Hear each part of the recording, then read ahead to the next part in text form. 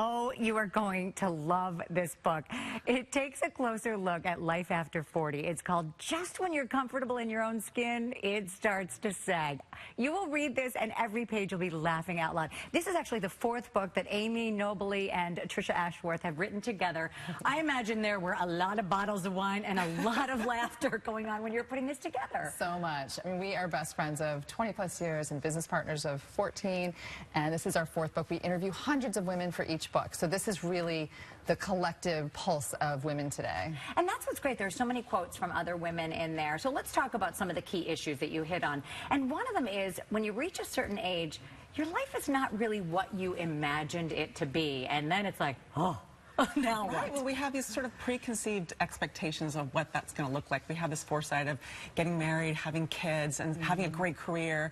And then we hit this stage in our life and we have checked all those boxes and say, like, is this it? Is this all there is? And what's my next chapter going to look like? And we're really not our mom's generation. So what we heard over and over from these women is like, my mom didn't really provide a role model for me. I feel younger, I look younger, I feel like there's more opportunity for me, but I just don't have the roadmap because our moms didn't have the roadmap to give us. I remember at one point my mother saying, okay, now you're this age, you can't wear this, this, and this. And I was like, right. Oh, really?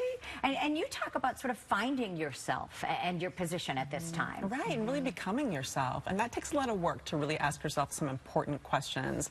And look at redefining beauty, too. We look in the mirror and it's not the same as it looked 20 years ago or 10 years ago, maybe even 5 years ago. But really finding that inside beauty that makes you feel beautiful again. But you also talk about that taboo topic, and that is some of the options that we have that maybe our mothers didn't have. You know, for example, Botox, right? And that maybe people should be talking about that as opposed to, you know, doing something and finding out it doesn't look right. It's true. I mean, we always ask women, what's the best compliment you can get? And so for this book, it was to look younger than I am. So it's tricky because on one hand, we feel the pressure to look younger, and on the other hand, we had women saying, you know what, I'm growing out my gray hair and it's beautiful and I don't care and I'm more confident than ever. So it's a really interesting time. You bring up something interesting because I thought it was so fun in the book. You talk about compliments and how they are so different. You know, people used to say, or your husband used to say, wow, you look hot. And now he'll say, oh, you look just like you did when you were 30. Right. And we hear women say they have little dirty little secret lies that say like, oh, you know, I'm 52, and these people say you look great, you know, when you're actually like 45. But you want to feel good, so you have little lies too.